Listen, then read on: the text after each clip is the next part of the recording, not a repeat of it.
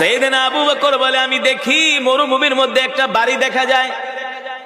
আমি আল্লাহর নবীকে ডাক দিয়া বললাম, নবীজি উনজুর ইলাল আমাম, সামনের দিকে তাকায় দেখেন ওই যে একটা বাড়ি দেখা যায়।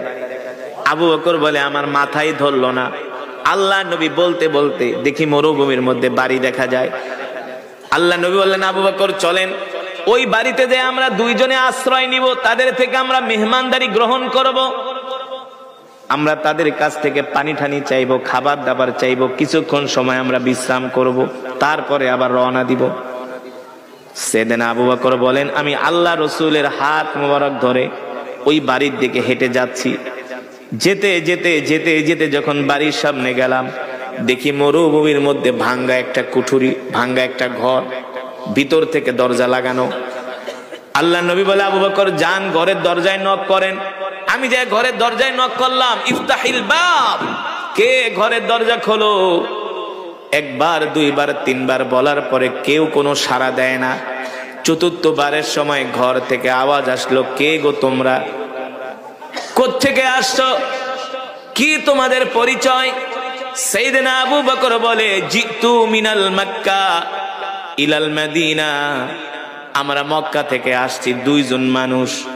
জিনা মিনাল মক্কা ইলাল মদিনা, আমরা দুইজন মানুষ মক্কা থেকে আসছি, আমরা মদিনায় যাব, আমরা দুইজন মুসাফির, আমরা দুইজন।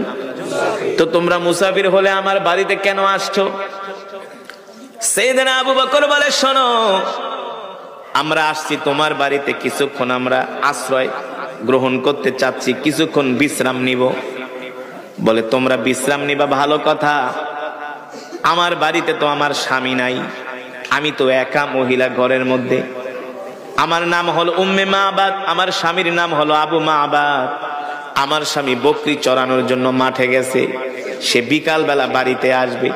তো তোমরা দুইজন মেহমান আসছো, আমি তোমাদের কি খেদমত করব?